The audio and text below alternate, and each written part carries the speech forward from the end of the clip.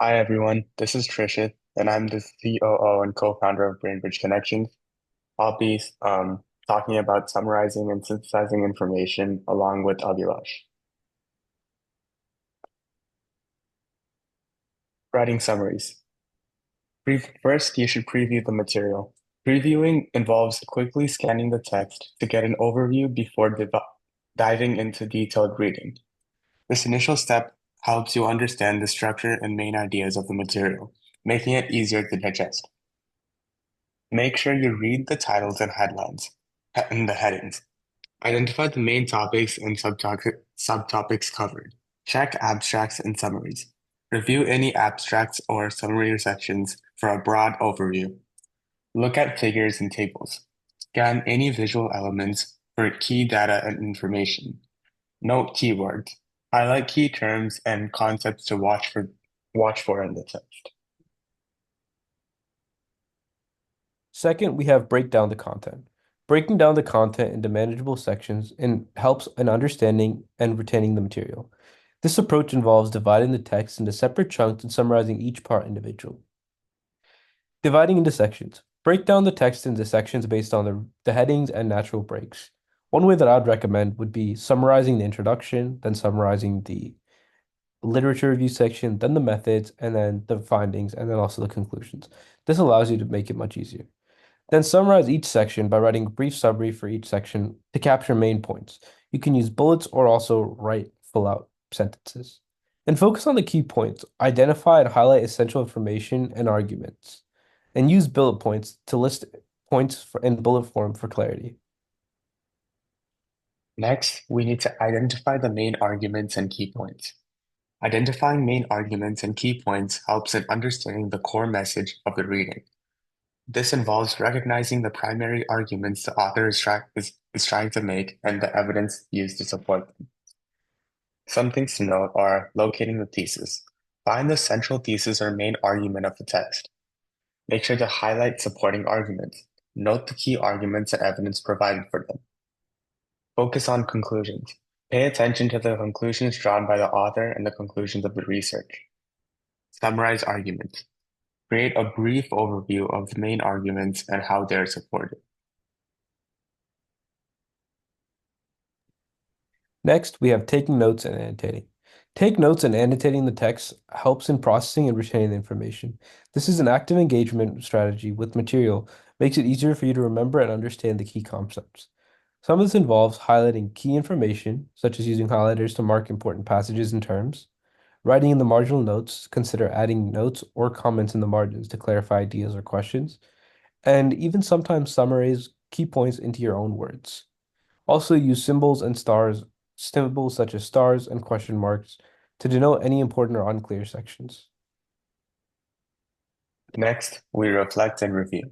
Reflecting on and reviewing the material consolidates your understanding and helps integrate new information.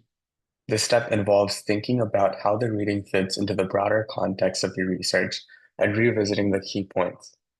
Some things you should go over are reviewing summaries and notes. Go over your summaries and notes to reinforce key points. Make sure to ask questions. Reflect on key questions about the material to deepen your understanding. Connect to prior knowledge. Relate new information to what you already know.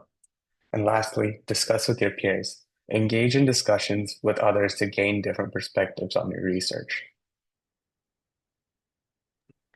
Lastly, we have synthesize and apply. Synthesizing and applying the information involves integrating key points into a cohesive understanding and using the knowledge in practical ways. This final step ensures that you can effectively use what you have learned. Notes. Create a summary that captures the main points and arguments and apply it to the real world situations. Think about how it can be applied to real life scenarios or problems. Integrate it with other readings from other contexts or other sources, and reflect on implications. Consider the broader implications of the material for your studies or research. Next, we have integrating the findings from multiple papers. First, gathering and organizing findings. The first step in integrating findings from multiple research papers is to systematically gather and organize the information. This ensures you have a clear and structured collection of data and insights to work with. Notes. First, create a database. Use tools like spreadsheets, note-taking apps, or citation managers to store and organize findings. Make sure you categorize your information. Sort findings by themes, topics, or research questions. Track your sources. Keep detailed references for each paper to easily trace back to the information. Lastly, highlight key points. Summarize the main findings from each paper in bullet points or brief notes. Next, we have identifying common themes and patterns. Identifying common themes and patterns across multiple papers helps in synthesizing the information into a cohesive narrative. Look for recurring ideas, results, or conclusions that emerge from different sources to connect them to help you get a better understanding of the overall research question.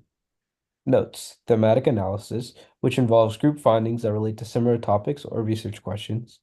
Compare and contrast similarities between the findings from different papers. And identify trends. Look between the charts to see what similarities you can establish.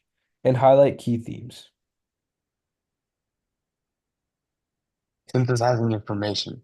Synthesizing information involves combining the findings from different papers to create a comprehensive understanding of the topic.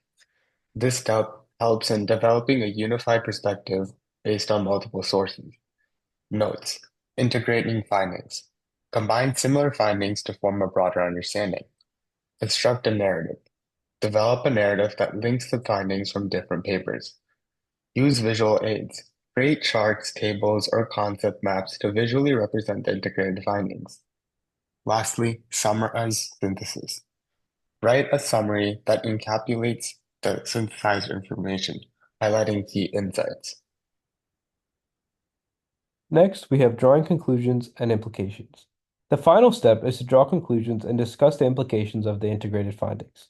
This involves interpreting the synthesized information and considering its impact on the research question or the field. Some ways to do this would be summarizing the overall conclusions drawn from the integrated findings, discussing the implications of the findings for a research question, field, or real-world applications, identifying any gaps found within the paper, and reflecting on the impact. Consider how the integrated findings contribute to your understanding or future research directions. And Thank you. that's it for today. Thank you. Did you pause the